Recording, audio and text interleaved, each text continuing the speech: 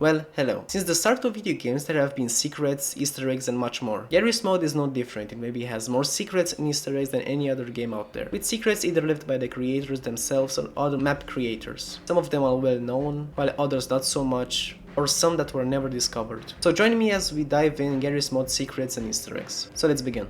So let's start off with the most known ones. GM Construct. Well, there's a lot of secret rooms in GM Construct, but none are as celebrated as this place. If you boot up this map and crouch right under this place, you can now clip through the brick wall. By doing this, you are able to enter a secret credits room. In this secret credits room, we are able to find a board listing the map's creators, a sink, 2 sofas and an interesting looking doll, made by the creators themselves. This room also has lots of posters and graffiti in it. Also, there is a graffiti with the number 13 resembling the final version of the map, GM Construct 13. Another interesting fact, the doll is made by Maxoff S2D as the signature. He also created other models that can be found in the game. GM Flatgrass.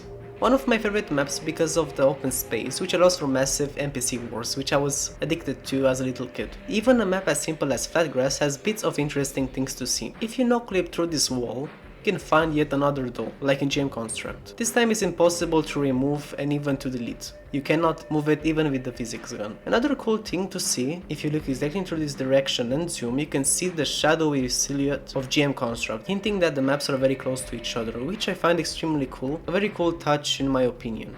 Also, these are the only secrets that I could have found.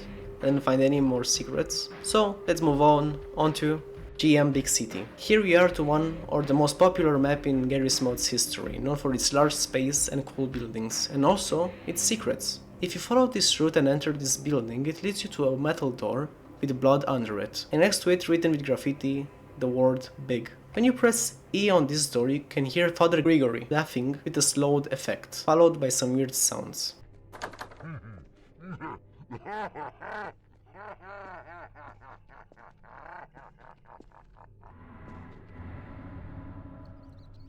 This generally freaked me out as a kid, and I remember I didn't play Garry's Mod for around 2 months because of this happening. I was too creeped out, but then returned. There are also rooms with no use, except this scary red room, where if you press on this door it will lead you to an apartment overviewing the spawn area. It's mostly empty except for a few posters from Half-Life 2 and graffiti, but if you shoot this corner of the room with a rocket launcher it will break the wood and discover a gnome. This gnome produces sounds from Half-Life 2 NPCs. If you bounce it around a little bit, it will do this.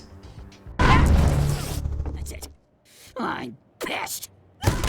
In this part of the map you can find a door and next to it there is a Cafe Baltic sign. If you press on the door you'll get jump scared with the scream of the Half-Life 2 stalker. Other than that, there are tons of secret doors and rooms in Big City, and I encourage you to find them on your own. Moving on to a map that you all probably don't know, but it was and still is one of my favorite maps in Garry's Mod's history. This is GM Frontline, a map I'm sure most of you haven't heard about. It's extremely detailed and plus it's World War II themed. On this map you can actually find 5 tanks. If you search all over the map there are 4 Shermans and 1 Tiger tank.